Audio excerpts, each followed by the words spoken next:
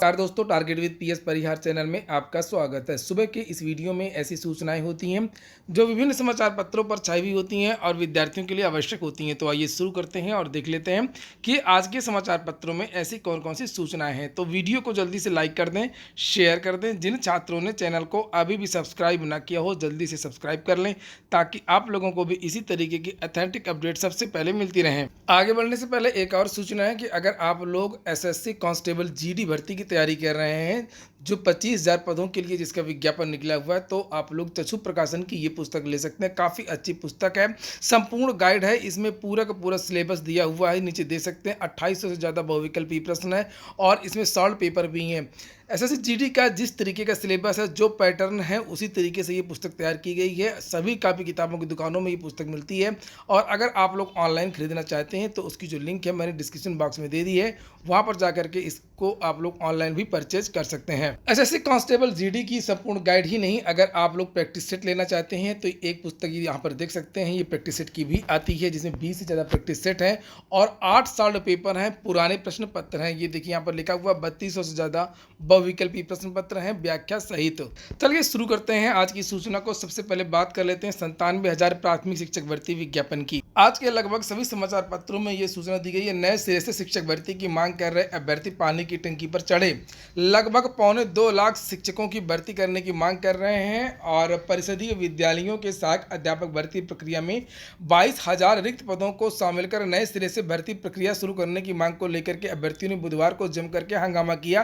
कई अभ्यर्थी निशातगंज स्थित SCERT के पीछे बने पानी की टंकी पर चढ़ गए। इस दौरान पुलिस व प्रशासनिक अधिकारी उन्हें नीचे उतारने के लिए मनाते रहे। बहुत समझाने पर दोपहर बाद वे टंकी से उतरे। अभ्यर्थियों ने चेतावनी दी कि जब तक उनकी मांग नहीं मानी जाएगी तब तक उनका जो प्रदर्शन है वो चलता रहेगा। बेसिक शिक्षा के 69,000 सहायक अध्यापक भर्ती प्रक्रिया अभी चल रही है। अभ्यर्थी इसी में 22,000 रिक्त पदों को जोड़ने की मांग कर रहे हैं। साथ ही नए सिरे से करीब 2.25 लाख शिक्षकों की भर्ती की भी मांग कर रहे हैं। अभ्यर्थियों को लेकर के SCERT कार्यालय पहुंचे।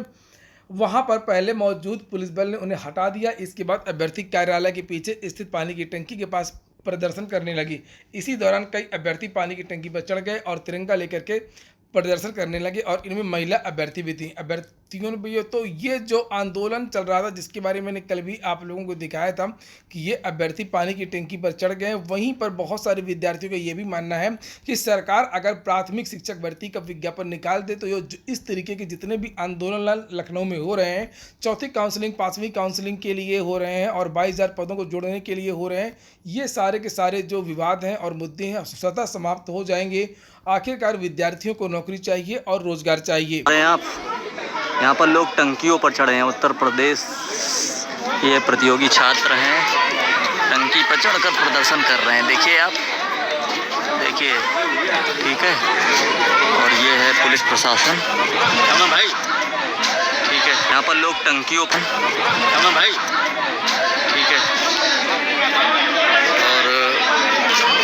मेरा माननीय मुख्यमंत्री योगी आदित्यनाथ जी से यही विनम्र निवेदन है, ये सब जो धरने हो रहे हैं, अगर आप प्राथमिक शिक्षक भर्ती का विज्ञापन जल्द से जल्द कम से कम 57,000 पदों पर जारी कर दें, ये सब जो धरना हो रहा है बिल्कुल रूप से ख़त्म हो जाएगा और निश्चित रूप से ये सब धरने ख़त्म हो जाएंगे। आप देखिए यहाँ पर शासन देखिए पूरे तरीके से यहाँ पर मुस्तैद है, धरने से हटाने की कोशिश की जा रही है लोगों को। हमारी मुख्यमंत्री जी से यही विनती है कि जल्द से जल्द कम से कम 57,000 पदों पर विज्ञापन जारी करें और जो भी हमारे भाई बहन यहाँ धरने पर बैठे हैं, आज टंकी पर बैठे हैं, ये नौबत आई है, उनको रोजगार मिले, ठीक है।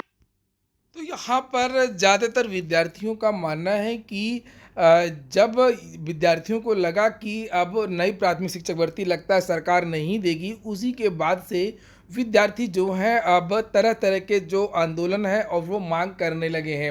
इसलिए इन विद्यार्थियों को इंगेज करने के लिए जो विधि सम्मत जो सही चीज़ है वो यही है कि 22,000 जो पद हैं और जो सरकार ने सुप्रीम कोर्ट में कहा था कि 52,000 हमारे पास पहले से ही रिक्त पद हैं, तो 52,000 वो और 22,000 वो, इन पदों को जोड़ करके और पिछले 1-2 साल में जितने पद रिक्त हुए हैं लगभग 10 से 15,000 पद प्रतिवर्ष रिक्त होते हैं बेसिक शिक्षा परिषद में।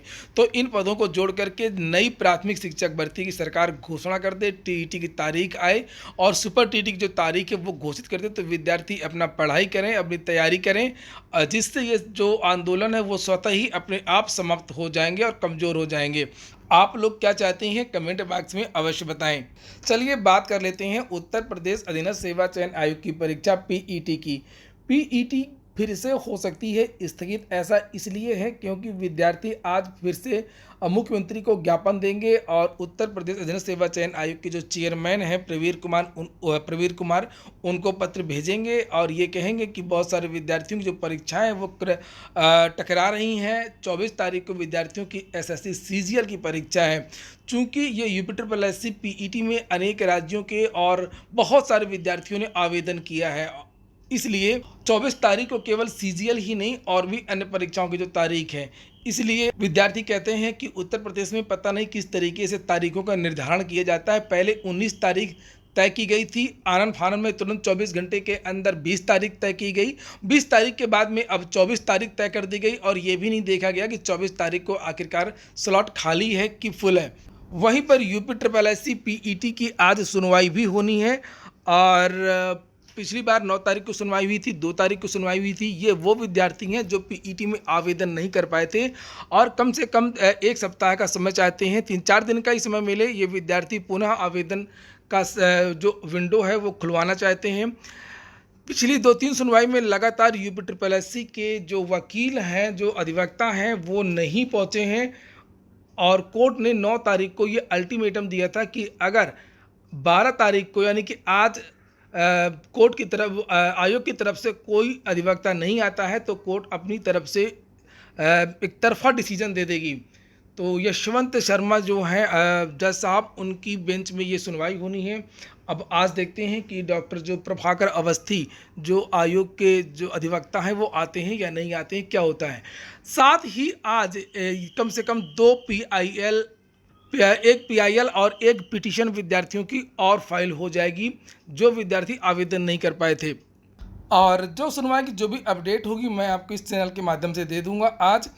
और अब अगली जो सूचना है वो है टीजीटी को लेकर के। आगे बढ़ने से पहले एक बात और बता दूं कि अगर आप लोगों ने वीडियो को लाइक न किया हो तो लाइक अवश्य कर दिया करें। लिखा हुआ है टीजीटी परीक्षा के विषयों की उत्तरमाला जारी, आंसर की कल जारी कर दी गई थी। मैंने इसके बारे में वीडियो बनाया था, लेकिन पहली बार ऐसा है कि जो विद्यार्थी हैं वो अपने चयन को लेकर के आश्वस्त नहीं है। कल मैं पूरे प्रयागराज में घूमा और बहुत सारे जो विद्यार्थी हैं मेरे फेसबुक ग्रुप में भी जुड़े हुए हैं और यूट्यूब चैनल पर भी विद्यार्थियों ने कमेंट करके बताया कि जो आंसर की आई है उसके अनुसार उसके अनुसार विद्यार्थियों के कितने नंबर हैं विद्यार्थियों ने बताए। और इस जो यानी कि पिछली बार की जो कट ऑफ थी उससे कम कट ऑफ इस बार लगभग सभी विषयों की जाने वाली थी, लेकिन भ्रष्टाचार की वजह से कोई भी विद्यार्थी निश्चित रूप से ये नहीं सोच रहा है कि उसका चयन हो जाएगा। सामाजिक विज्ञान इत्यादि विषयों की तो और कम कट ऑफ हो गई है 3-4 दिन बाद। परीक्षा के समय तो विद्यार्थी बहुत ज़्यादा बता रहे थे पेपर बहुत टफ था, लेकिन जब आंसर की आई तो विद्यार्थियों के और कम नंबर हो गए हैं। इसके बारे में एक अलग से वीडियो बना दूंगा आज शाम तक। और अगर आपको किसी प्रश्न पर आपत्ति है, किसी उत्तर पर, तो यहाँ पर लिखा है 7 सहित 14 अगस्त तक ऑनलाइन ऑब्जेक्शन इस वेबसाइट पर आप लोग कर सकते हैं।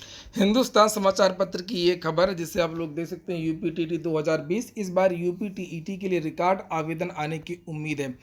और इसमें लिखा हुआ है कि उत्तर प्रदेश शिक्षक पात्रता परीक्षा 2020 तकरीबन 2 साल बाद होने जा रही है। अक्टूबर में इस परीक्षा को आयोजित कराने के निर्देश जारी कर दिए गए हैं। इस बार यूपीटीटी 2020 में काफ़ी अधिक आवेदन आने की उम्मीद जताई जा रही है। कहा जा रहा है कि इस बार रिकॉर्ड 10 लाख से अधिक आवेदन आने का अनुमान है।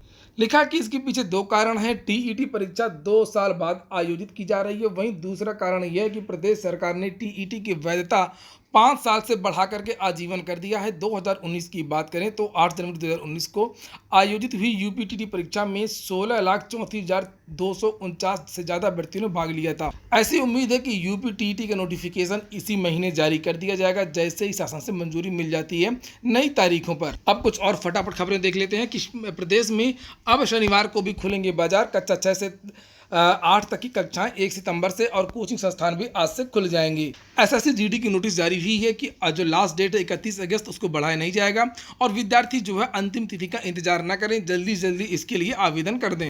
लिखा एसएससी सीजीएलई टियर 1 की परीक्षा कल से शुरू हो रही है और ये 24 अगस्त तक चलेगी। ये देखिए यहाँ पर लिखा परीक्षा एक घंटे की 3 पालियों में सुबह 9 से 10 और दोपहर 12 से 1 तक चलेगी। और यहाँ पर नीचे लिखा है कि सीधी भर्ती के प्राप्तांक कट ऑफ आज जारी होंगे। उत्तर प्रदेश लोक सेवा आयोग प्राविधिक शिक्षा के तहत 3 विषयों में प्रवक्ता के पदों पर सीधी भर्ती के लिए हुए इंटरव्यू में शामिल अभ्यर्थियों के प्राप्तांक एवं कट ऑफ अंक 12 अगस्त को जारी कर देगा। विद्युत विभाग में जितने भी रिक्त पद हैं उनको जल्द से जल्द भरा जाए, उपभोक्ता परिषद ने यह मांग उठाई है।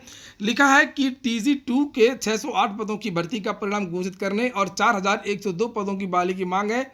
यहाँ पर नीचे लिखा है कि राज्य विद्युत उपभोक्ता परिषद ने बेहतर बिजली व्यवस्था व उपभोक्ता सेवा के लिए सरकार से बिजली निगमों में सभी रिक्त पदों पर तत्काल भर्ती की मांग की है। परिषद का कहना है कि प्रदेश में उपभोक्ताओं की संख्या के अनुपात में बिजली कर्मियों व अभियंताओं की संख्या काफी कम है। राष्ट्रीय मानक के अनुसार 1000 उपभोक्ताओं पर 2.65 कार्मिक होने चाहिए, लेकिन प्रदेश में यह महज 1.34 ही है, यानी राष्ट्रीय औसत से आधे कार्मिकों के बलबूते बिजली व्यवस्था चल रही है। ऐसे में बिजली निगमों का कामकाज प्रभावित हो रहा है। यह बात सही है कि जो बिजली विभाग है उसके जो बहुत सारे जो पद रिक्त हैं, इसके बारे में मैं बता चुका हूं कि 4 पावर हाउस एक जेई संभाल रहा है और जितने भी अन्य कर्मचारी हैं वो संविदा पर उनको नियुक्त किया गया है। और अब इन पदों को भरने की जो मांग है वो उपभोक्ता परिषद ने ही उठाई है। वही लिखा हुआ है कि 25 दिन से धरने पर बैठे हैं निकाले गए टेक्निकल ग्रेड 2। 3 वर्ष की सेवा के बाद में निकाल दिए गए 600 से ज़्यादा टेक्निकल ग्रेड 2 कार्मिक बीते 25 दिनों से लखनऊ स्थित इको गार्डन पर बैठे हैं। इनका कहना है कि पावर कारपोरेशन व विद्युत सेवा आयोग की गलत नीतियों के चलते इनकी सेवाएं समाप्त कर दी गई हैं। इन लोगों ने अदालत का दरवाजा खटखटाया। सुप्रीम कोर्ट ने पावर कारपोरेशन से अपेक्षा की है कि अगर रिक्तियां हों तो उन पर नियमानुसार इनका समायोजन किया जा सकता है, लेकिन कारपोरेशन प्रबंधन ने कुछ नहीं किया। आंदोलनकारी टेक्निकल ग्रेड 2 ऊर्जा मंत्री से भी गुहार लगा चुके हैं, लेकिन कोई भी सुनवाई नहीं हुई है। यहीं पर आगे लिखा हुआ है कि मुताबिक ऊर्जा मंत्री ने आश्वासन दिया कि प्रबंधन इस मुद्दे पर शीघ्र निर्णय लेगा। उपभोक्ता परिषद की ओर से सौंपे गए प्रस्ताव सभी रिक्त पदों पर भरने के लिए कार्रवाई के लिए पावर कारपोरेशन के चेयरमैन को पत्र भेजा गया है। उत्तर प्रदेश के मुख्यमंत्री योगी आदित्यनाथ आज LT ग्रेड शिक्षक और जो प्रवक्ता हैं उनको नियुक्ति पत्र वितरित करेंगे। लिखा माध्यमिक विद्यालयों के लिए लोक सेवा आयोग से चयनित 2,846 सहायक अध्यापकों और प्रवक्ताओं को मुख्यमंत्री योगी आदित्यनाथ बृहस्पतिवार को नियुक्ति पत्र वितरित करेंगे। लोक भवन में सुबह 11 बजे होने वाले कार्यक्रम में लखनऊ और आसपास के 200 चयनित अभ्यर्थियों को आमंत्रित किया गया है। वहीं पर उपभोक्ता अदालतों में खाली पड़े पद 8 हफ्ते में भरने का सुप्रीम कोर्ट ने आदेश दिया है। लिखा है 800 रिक्त पदों पर राज्यों से कहा है आकांक्षाओं को पूरा करने के लिए तैयार न हो तो उम्मीदें न पैदा करें। तो आप लोग पद ही क्यों बनाते हैं जब भरना नहीं है, ऐसा सुप्रीम कोर्ट ने कहा है।